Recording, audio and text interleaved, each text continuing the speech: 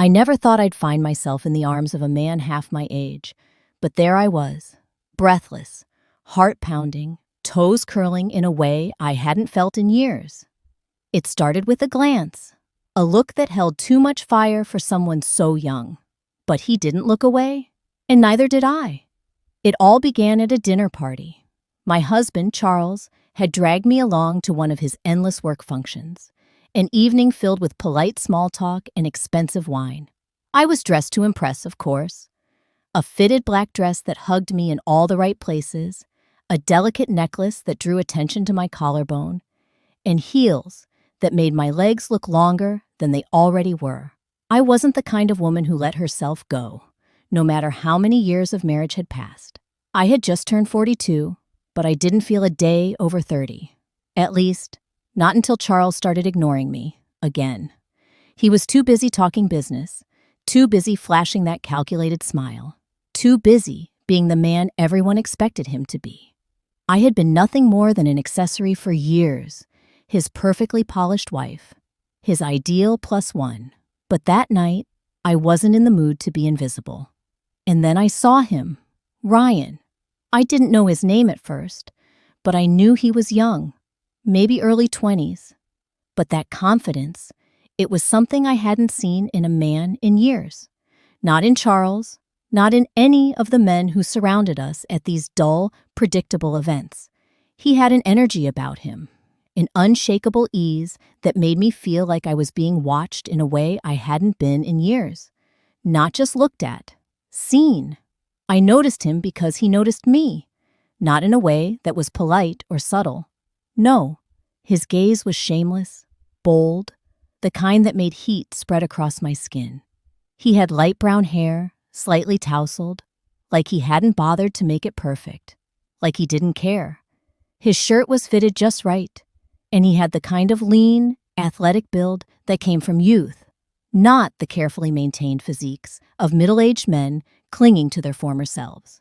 When I met his eyes across the room, he didn't glance away. He smiled, a smirk, as if he knew something I didn't. That was the moment I should have looked away. That was the moment I should have reminded myself that I was a married woman, that I had a life, a home, a reputation to maintain. But instead, I let my lips part, just slightly, and I returned that smile. It didn't take long before he found his way to me. I was standing near the bar, swirling the wine in my glass, pretending to be fascinated by the decor. But he saw right through it. "You don't belong here," he said. I turned my head, arching a brow, meeting his gaze head on. "Oh, and where do I belong?" His lips curled. "Somewhere you can be yourself." I wanted to laugh at the audacity, but the truth was, I wasn't sure I remembered the last time I had felt like myself. So I tilted my head, intrigued, sipping my wine slowly. "And what makes you think I'm not?" He leaned in, just slightly, his voice lowering. "Because you look bored out of your mind." I let out a soft laugh, shaking my head. "And what are you? A mind reader?" "No," he said easily. "I just know when a woman is craving something more." The way he said it sent a slow, deliberate pulse through me, the kind I hadn't felt in years. Not since before Charles had started treating me like furniture in our own home. I should have ended the conversation there, but I didn't. Instead, I let him keep talking. I let him flirt. I let myself enjoy it. And when he brushed his fingers against mine, barely there, just enough to send a spark up my arm, I didn't pull away. Charles never even noticed when Ryan and I slipped out to the balcony. He was too busy laughing with his colleagues, too absorbed in whatever deal he was working on. Outside, the air was crisp, the city lights stretching in every direction. The hum of conversation was a dull murmur behind us, fading as Ryan stepped closer, looking at me as if I was the most fascinating thing in the world.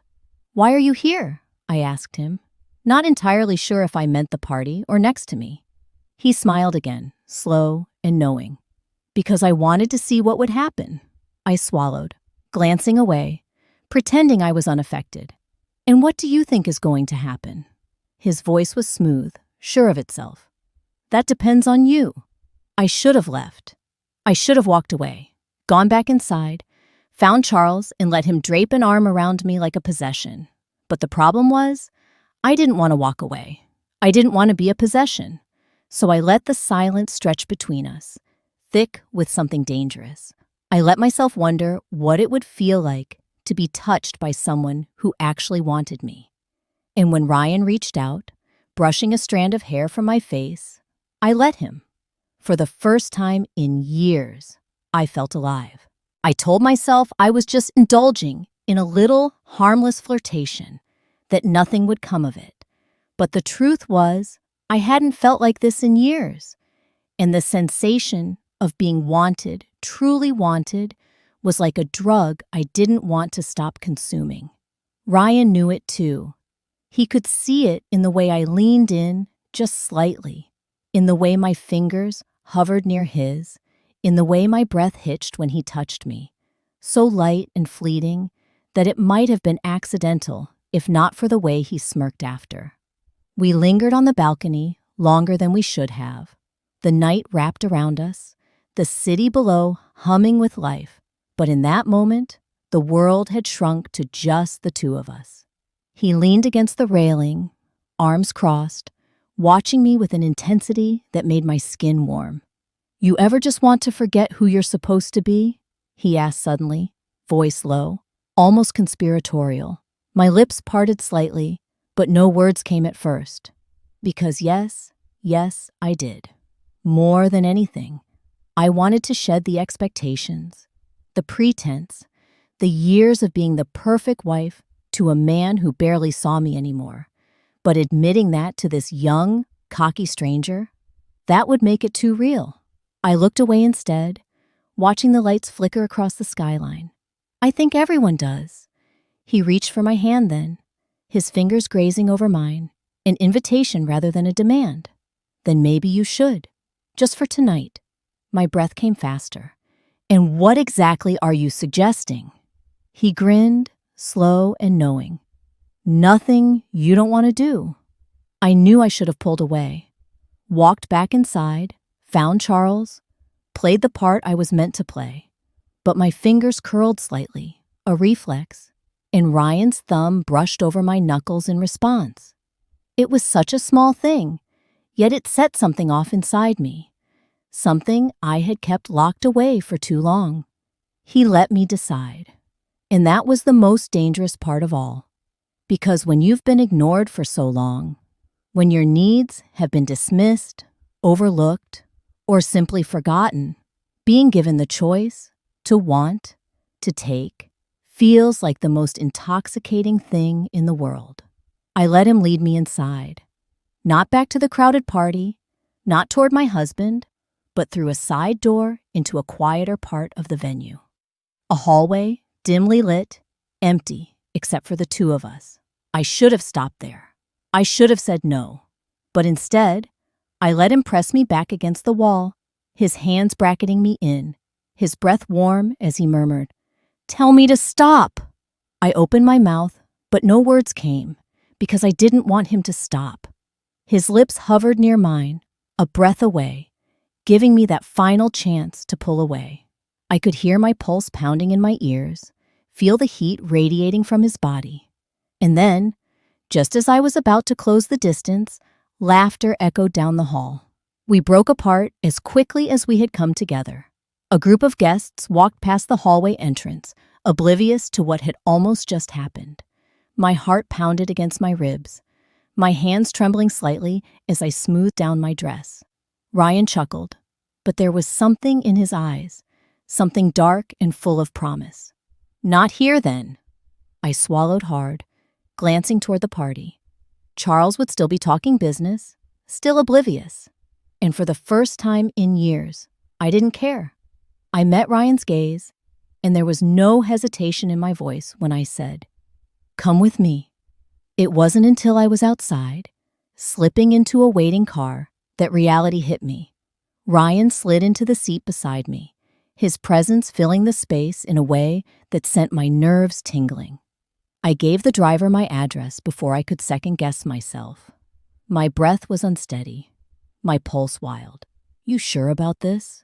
Ryan asked, his voice lower now, more serious. I turned to look at him, really look at him.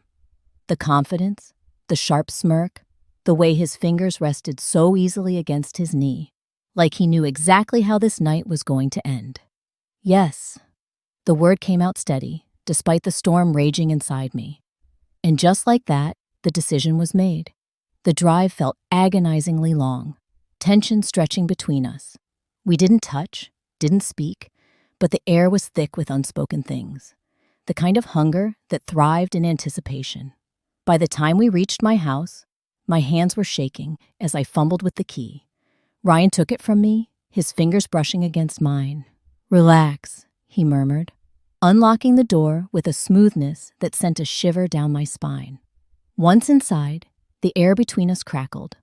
I stepped out of my heels, my feet sinking into the plush carpet. But before I could turn, he was there, behind me, his breath against my neck. "Last chance to change your mind," he whispered. I exhaled, tilting my head just slightly, exposing my neck to him. "I don't want to." And that was all it took. His hand slid over my hips, slow, deliberate, like he wanted me to feel every second of it. I let out a shaky breath, gripping the edge of the entryway table as he pressed against me. His lips traced a path from my shoulder to my jaw, his fingers tightening slightly at my waist. I turned in his arms, my hands finding his chest, sliding down, taking in the lean strength of his body. I had forgotten what it felt like to be desired like this, not out of habit, not out of obligation, but because someone truly wanted me. And I wanted him just as badly. He kissed me then, deep and slow, as if he had all the time in the world. I melted into it, my fingers tangling in his hair, pulling him closer. Years of restraint unraveled in an instant, every touch igniting something in me I thought had long since died. And I didn't want to stop. Not now, not ever. The morning light was harsh, streaming through the curtains in slanted beams, illuminating the reality I had barely begun to process. My head was still spinning, my body aching in the most delicious way, but the weight of what I had done settled over me like a heavy blanket. Ryan stirred beside me, his body sprawled across my bed with a confidence that only youth allowed. He stretched, letting out a slow, contented sigh before turning to face me, his lips curling into that knowing smirk. "Regrets?" I swallowed, my mouth dry. Did I regret it? My mind screamed yes, but my body betrayed me. Every inch of me still burned from the way he had touched me, claimed me, made me feel like a woman again. It had been reckless, impulsive, everything I wasn't supposed to be. And yet, looking at him now, so effortlessly at ease, I didn't have the strength to lie. "No," I admitted, barely above a whisper. Ryan reached out, fingers tracing over my shoulder, down my arm, igniting that same fire all over again. Good, because I'd hate to think all that was for nothing. I let out a shaky breath, closing my eyes. This was dangerous. This was a mistake, but mistakes weren't supposed to feel this good. "You should go," I murmured, though I made no move to push him away. He chuckled, pressing a lingering kiss to my bare shoulder before pulling himself up. "If that's what you want," I didn't answer, because I wasn't sure what I wanted anymore. Ryan moved around the room with an ease that felt both infuriating and intoxicating. He pulled on his clothes, his movements slow, deliberate, as if he had all the time in the world. And maybe he did. He wasn't the one with a husband waiting at home, a life carefully constructed over years of routine and compromise. He turned at the door, leaning against the frame with that same infuriating smirk. "You'll call me." It wasn't a question. I swallowed hard, gripping the sheets tighter. "I won't." Ryan only laughed before disappearing down the hall. The second the door clicked shut, reality hit me like a freight train. My hands trembled as I pulled the covers over myself. as if that could somehow erase the events of the night before. But there was no erasing it. There was no taking it back. I had crossed a line, shattered the illusion of the perfect wife, the perfect marriage. And the worst part? I wasn't sure I cared. I forced myself to get up, to shower, to scrub away the evidence of my betrayal. But no matter how hard I tried, I couldn't scrub away the memory. Charles came home that evening, none the wiser. He kissed my cheek absently, barely glancing up from his phone as he muttered something about a late dinner meeting. I watched him, waiting for some flicker of suspicion, some indication that he could sense the shift in me. But there was nothing, because he wasn't looking. He hadn't been looking for years. I sat at the dinner table alone, picking at my food, my mind miles away. My phone buzzed on the counter, and my stomach flipped when I saw the name flashing across the screen. Ryan. I shouldn't have answered.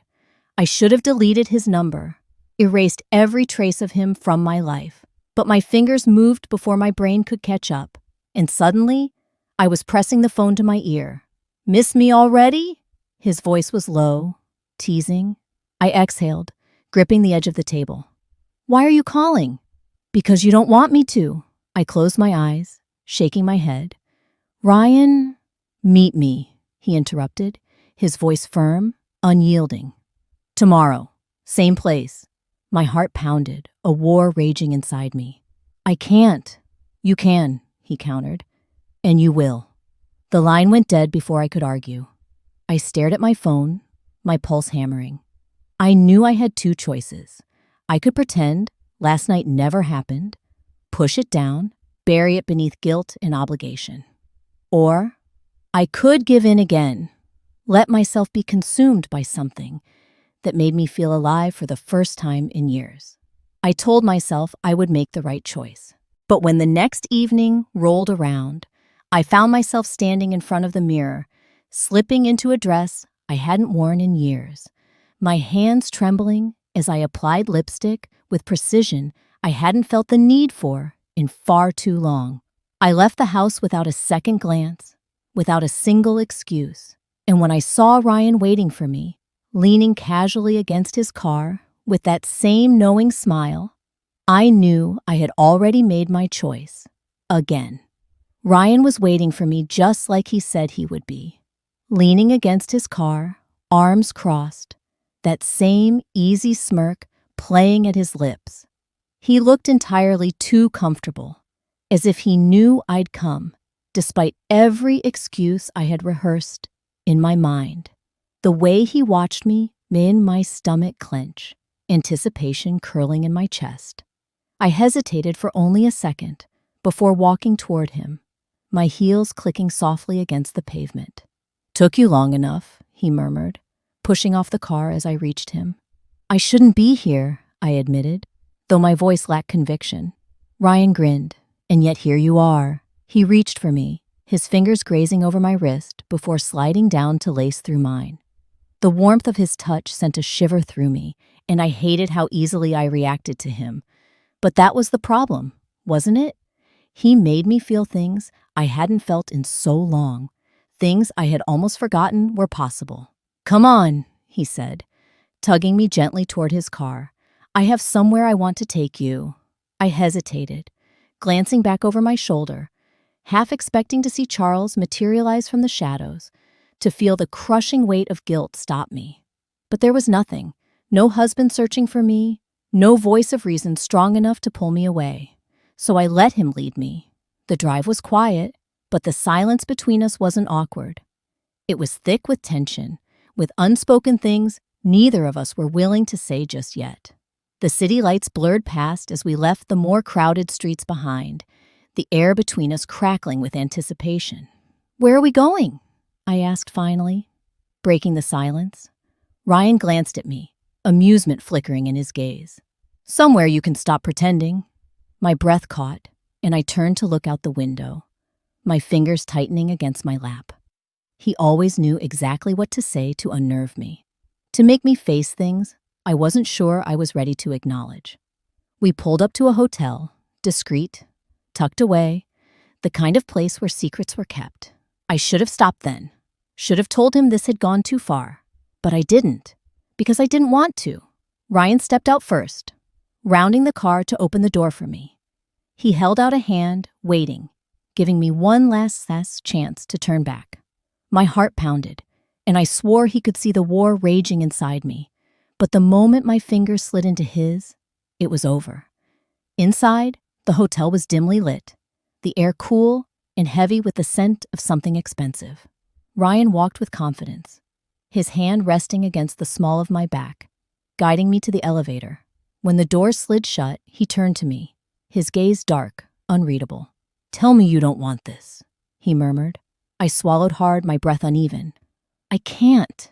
He stepped closer, the space between us shrinking. "Then don't pretend." I didn't. The elevator doors opened to a quiet hallway, and Ryan led me toward a door near the end. He unlocked it without hesitation, stepping inside first, before turning to me, waiting. I knew the second I crossed that threshold, there would be no turning back. So I did. The door clicked shut behind me, and in the next breath, Ryan's hands were on me. He pulled me against him, his mouth capturing mine in a kiss that was hungry, demanding. I melted into it, my fingers fisting into his shirt, my body pressing against his like I could disappear into him. It wasn't slow. It wasn't tentative. It was desperate, urgent, as if we had both been starving and had finally found something to satisfy the hunger. Clothes disappeared, hands roamed, and in that moment, nothing else mattered. Not my marriage, not the consequences, not the tangled mess we were creating. All that existed was the way he touched me, the way he made me feel like I was the only woman in the world. Time lost meaning. I let myself drown in him, in the heat, in the pleasure that burned through me with every movement, every whispered word against my skin. I had never felt this alive, never felt so completely undone by someone who knew exactly how to pull me apart piece by piece.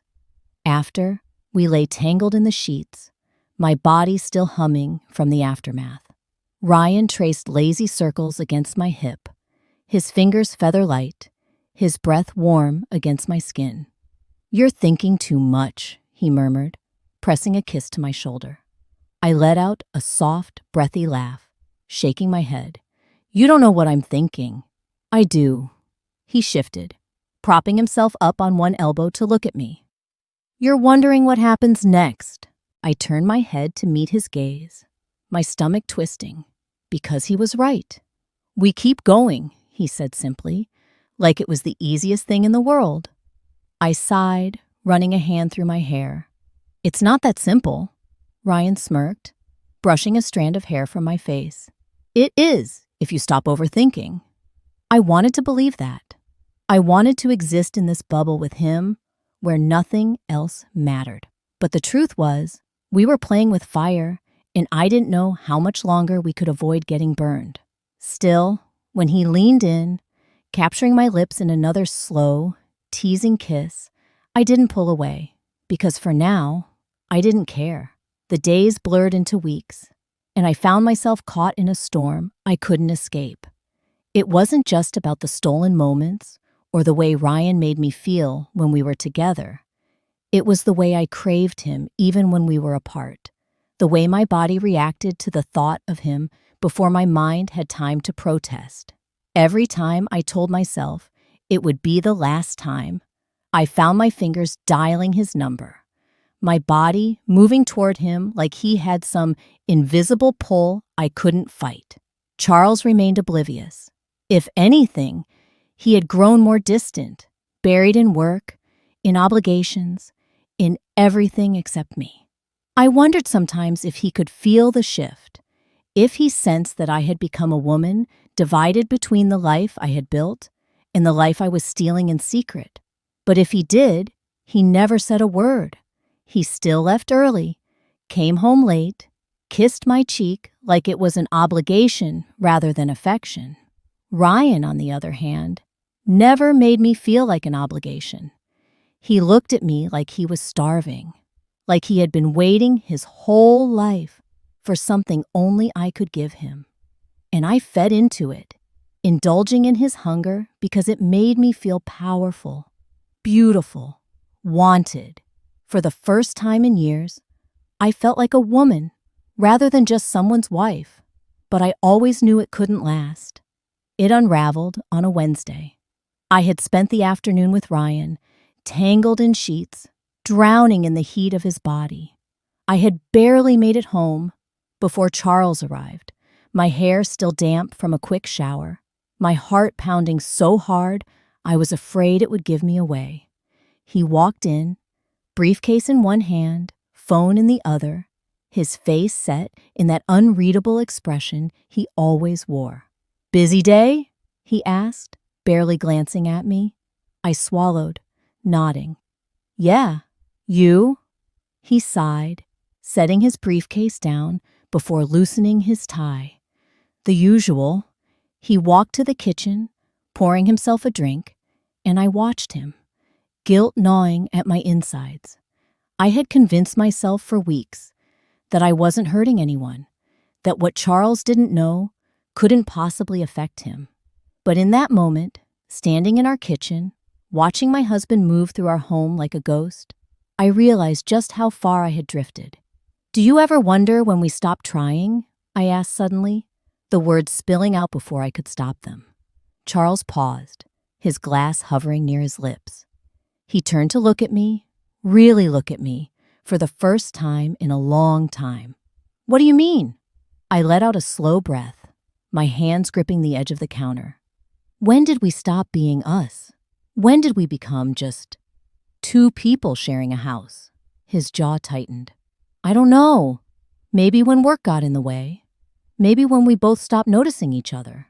I wanted to scream that I had noticed, that I had spent years screaming for his attention in ways I didn't even realize until it was too late. But the words lodged in my throat. Instead, I whispered, "Do you love me, Charles?" He stared at me, something flickering in his eyes. Regret, maybe, or exhaustion. "Of course I do." But it didn't feel like enough. I slept beside him that night, his body a few inches from mine, close, but so painfully distant. I listened to his even breathing, my mind spinning. I thought about Ryan, about the way he touched me, like I was something precious. I thought about the way I had fallen into something I couldn't control, the way I had let it consume me. And I thought about how it had to end. The next day, I met Ryan at the hotel one last time. He grinned when he saw me, pulling me into his arms, his lips capturing mine in a kiss that sent fire through my veins. "Missed me?" he murmured against my lips. I pulled back, forcing myself to breathe, to think. "Ryan, we need to talk." His expression shifted, his grip tightening slightly. "That doesn't sound good." I swallowed hard, trying to steady myself. Whatever this is, it has to stop." His jaw clenched, and for the first time, I saw something crack in his usual confident exterior. "Why?" "Because I can't keep doing this. I can't keep lying, sneaking around, pretending like this won't destroy everything." He stepped back, running a hand through his hair. "So that's it? You go back to your husband and forget this ever happened?" I closed my eyes, hating the way his voice made my chest ache. "I don't know if I can forget, but I know I have to try." Ryan let out a bitter laugh, shaking his head. "You think he's going to suddenly notice you now? You think things will magically get better?"